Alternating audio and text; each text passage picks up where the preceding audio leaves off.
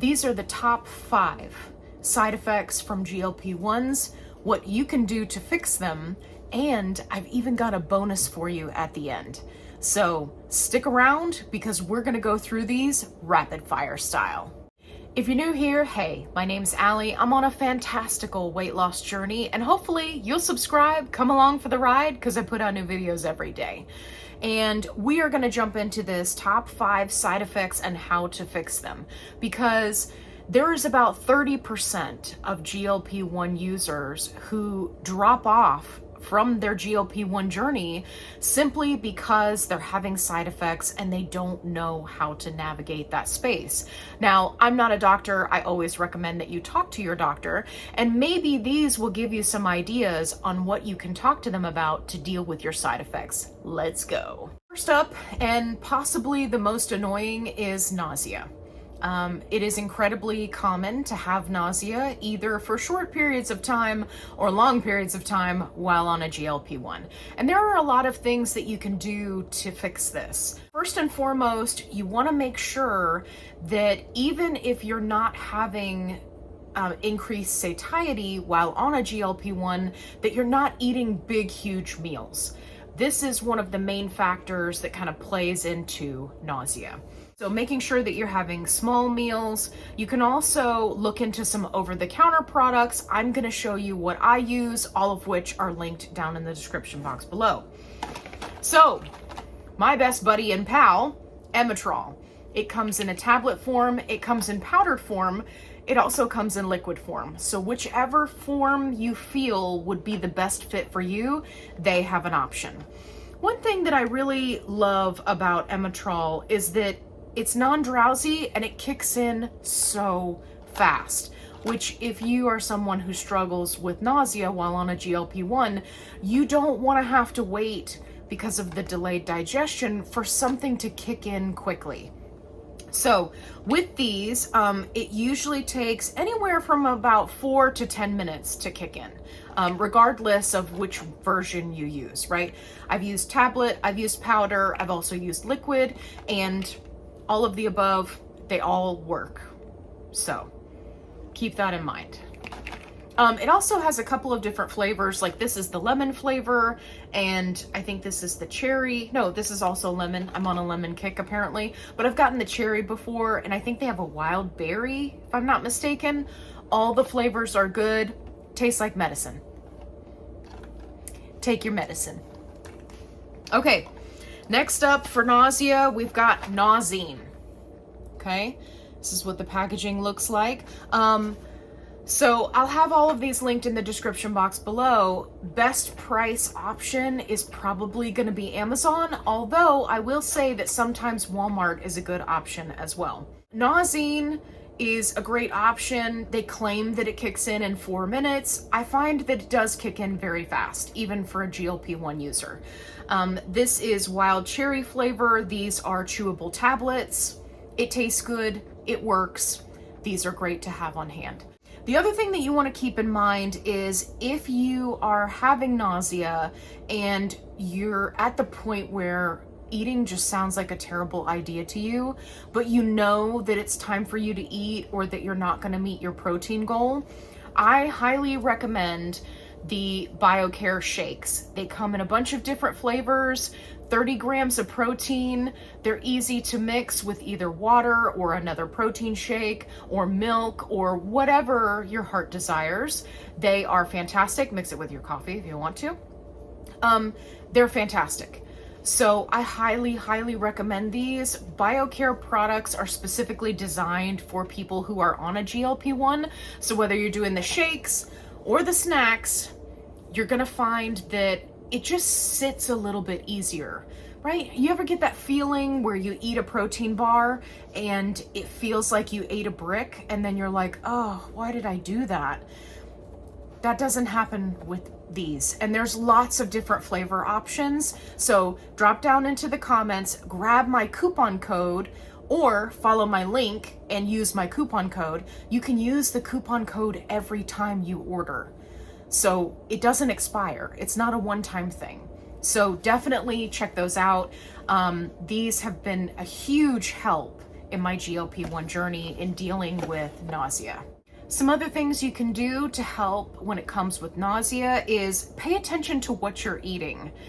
Are you having nausea after you eat a lot of red meat or after you eat a huge salad? There may be certain foods that are triggering the nausea, and if you're tracking your food, that can make it a lot easier to pinpoint exactly what's happening. It doesn't mean that you can't have those foods. It just means that you may have to be aware of your portion sizing or what time of day you eat them. For example, I switched from having my largest meal at dinner to having my largest meal at lunch, and I found that my digestion was so much better throughout the day. The other thing when it comes to nausea is you may not be on a GLP-1 that works for you. Many people, especially who are on Wegovy, semaglutide, Ozempic, they make the switch to tirzepatide, Zepbound, Mounjaro, because they have fewer side effects. So you may, if you find that you have a ton of nausea and you're actually having to take prescription medication to battle the nausea, you may want to talk to your doctor about potentially switching to the other GLP-1 version. Number 2, constipation. Everybody loves this one, right? We hate it. The key to dealing with constipation is getting out in front of it. You're going to want to make sure that you're getting at least 25 to 30 grams of fiber a day. And yes, it's another thing for you to track, but trust me, it's totally worth it. And it's a lot easier to do than you think it is. I've got a video about some really great fiber hacks coming about soon. So if you want to stick around for that, make sure you hit that subscribe button. Okay. You also want to make sure that you're hydrated. This is another thing that people on a GLP-1 struggle with. Because it is reducing your appetite, it's also reducing that cue to make you say, oh, I'm thirsty. So make sure that you're staying hydrated if you want to keep the constipation at bay. Some other important things to remember is you can talk to your doctor about how often you personally can take things like Miralax. Many doctors have various recommendations on how often you can take it. So talk to your doctor about Miralax and what would be a good option for you if that's something that you want to do. And also you want to look at utilizing a magnesium supplement. Again, talk to your doctor about how much, but if you're looking for a great kind of middle of the road option, I have the triple mag that I used linked in the description box below. You want to be careful about how you choose your magnesium because things like Mag 07, which you'll see recommended in a lot of GLP-1 support groups, can be rather high in magnesium because it's meant to be a cleanse, right?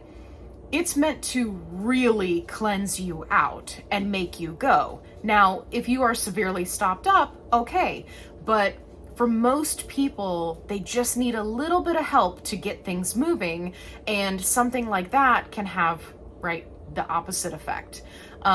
So again, you want to talk to your doctor about what would be the ideal dosage for you to start with. And you also want to keep in mind that anytime you're introducing a vitamin or a mineral or a supplement, you don't want to dive in at the highest dose, right? You want to start out and slowly work your way up.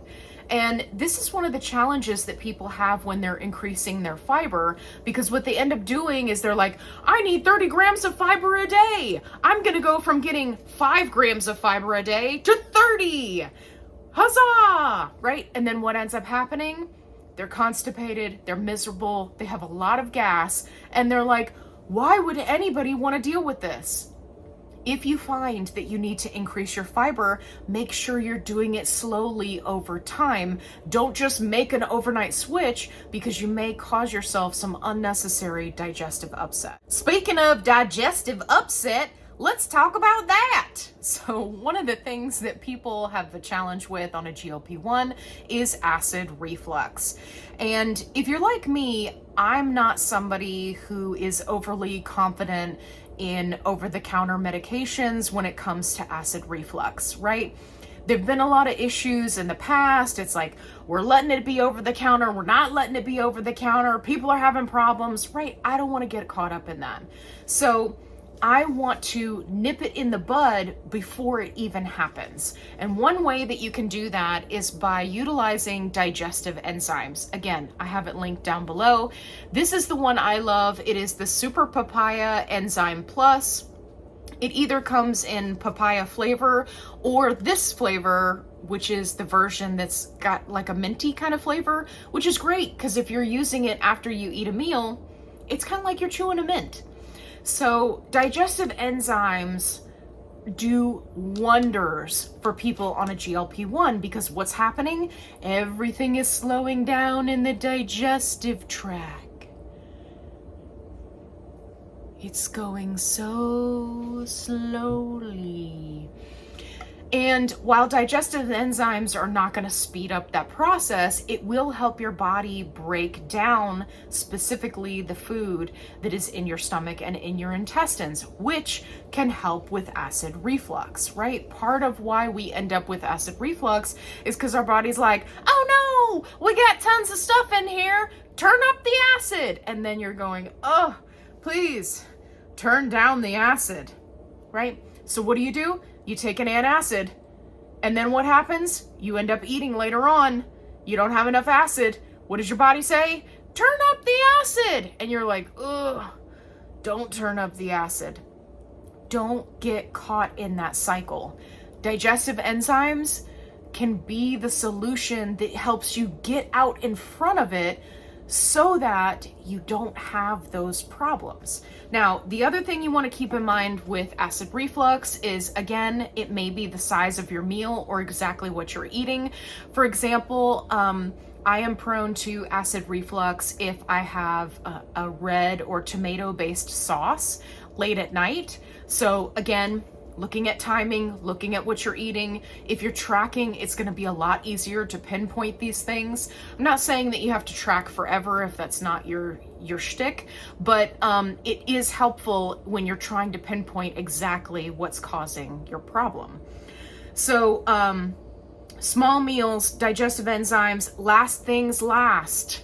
Sit up. I know this seems like a no-brainer, but we have delayed digestion. So if you are somebody who eats dinner late and then you sit in your recliner for like an hour and then go to bed because that's what you've done your entire adult life, and then you find that you're getting acid reflux, you need to rework your schedule, eat earlier, sit up longer. Even if you're sitting up in the bed, right? You've put your kids to bed, everybody's relaxed, you're watching your favorite show or whatever, just be aware of the time that you ate dinner and then the time that you're actually physically laying down to go to bed. Sit up in bed. I like to eat dinner very, very early, like old people style. And then if I get hungrier later in the night, I'll just do like a half a cup of milk to kind of coat my stomach to keep me from being hungry and then go to sleep. I personally would much rather deal with a late night hunger pang than to deal with an entire night of acid reflux. Well, it's looking bad, folks. It looks like she's got the diarrhea. Yeah, diarrhea is one of those things that we all deal with on a GLP-1. Either you ate something that was too high carb or too high fat or too high sugar. Now you got the diarrhea. Now what are you gonna do?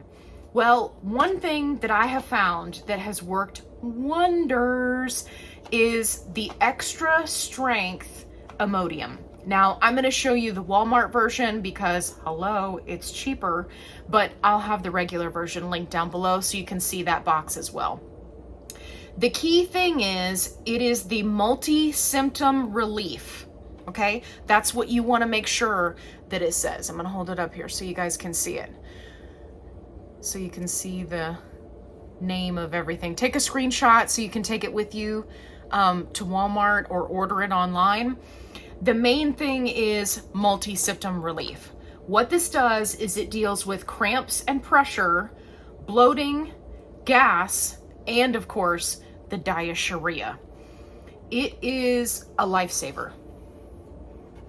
I mean, I'm talking about, I've used this before when I've had food poisoning. Like, this stuff is amazing. I always make sure that I have it on hand, both because I'm on a GLP-1 and you never know when something's going to happen, and also, you know, for the other members of my household so that they've got something too. It works great, and honestly, I can't live without it. You can take it for just gas, so if you're one of those people that's having gas issues, it also works great for that. Well, we've come to the time in our show where I talk about headaches. This is an extremely common issue with GLP-1s, especially if you are just going up in dose. You may find that you're getting headaches no matter what you do, and it's incredibly frustrating. And I've found two things that work really well for me, so I want to make sure that I tell you about them. First and foremost, it's the Goodies Mixed Fruit Blast Powder. This is what it looks like. It tastes pretty good. It's okay. It still tastes like medicine, but it's a powder, which means it's going to kick in a lot faster than if you were to take, say, Advil or something like that. I like that these are, they come in a little packet, so they're incredibly easy to travel with. As you can see, it is a teeny tiny thin packet. So you can drop one in your purse, drop one in your fanny pack, drop one in your pocket, drop one in your car, your backpack, whatever. It will fit everywhere you go. So these are a great option, and like I said, they kick in very quickly when it comes to a headache. You pair this with a cup of coffee or a diet soda that has caffeine, that headache will be long gone. The other thing that has really helped me with headaches is the Salt Stick Fast Acting Hydration Electrolyte Chews. And if you see that 10 out of 10, that's the flavor rating for this flavor, which is coconut pineapple. And if you're looking for the review on these, it's over in my reviews playlist. I tried all the flavors, so you don't have to, and you can figure out which flavors to buy and which ones not to buy, because some of them are like, bleh. So make sure you go check out that video.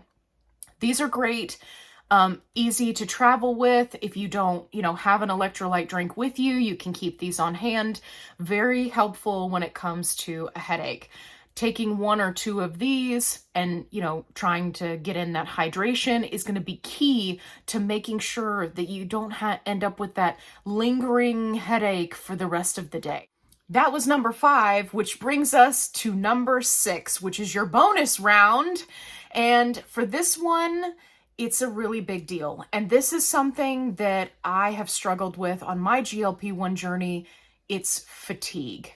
Now, I know that there are many people that either experience extreme fatigue, like I did, or they just kind of feel like they don't have any energy, or they don't have any motivation, or like that get up and go is kind of dwindling down. Whatever the case may be, there are some options for you to keep in mind to battle the fatigue. Now, first and foremost, you're going to see that most people are going to be like, oh, just take some B12, take some B12. No. If you want to utilize a B12, you need to have labs run by your doctor to see if you are B12 deficient. I personally, and this is just my personal opinion, I don't think that it's responsible or ethical to just blindly tell people to take a B12 for fatigue. If you are low in B12, absolutely, a B12 shot is going to make you feel a million times better. If you're not low in B12, you're just throwing that money away because your body is just going to go, hey, B12, nice to see you. Out you go. Thanks for making some expensive pee. Right? Just like if you were to take a multivitamin and you take a bunch of them, you don't get any more out of it because you took a handful.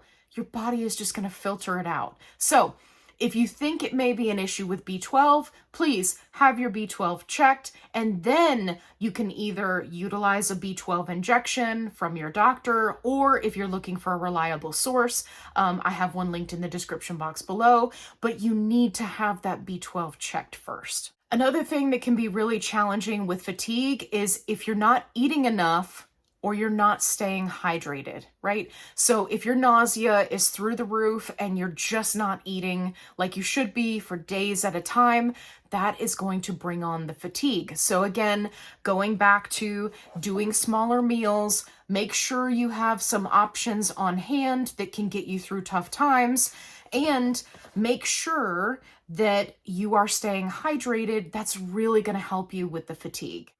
Lastly, you may want to talk to your doctor about doing an NAD shot. If you're wondering what that is, I have a 2-video series on it, so definitely go check those out. But in short, it can help your body to create the energy that you need to get up and get going. And if you're looking for a reliable source for NAD, again, it's linked down in the description box below. So that was your 5 plus 1 bonus, dealing with GLP-1 side effects. Are you having trouble dealing with a specific side effect? If yes, please drop down into the comments and let me know what it is, and I'll make a follow-up video addressing your specific GLP-1 side effect. If you're new to a GLP-1, definitely go check out my newbies playlist, because I have answered every question that you can possibly think of. And make sure you subscribe, because I go live every week and I help people one-on-one so that they can have success on their GLP-1 journey. I'm here to support. We also have a lot of fun, so I'd love to see you there. And if you're wondering how those live sessions go, definitely go check out my lives playlist, where all of the shenanery is caught on film for your viewing pleasure. Thank you for watching, and as always, be kind, rewind.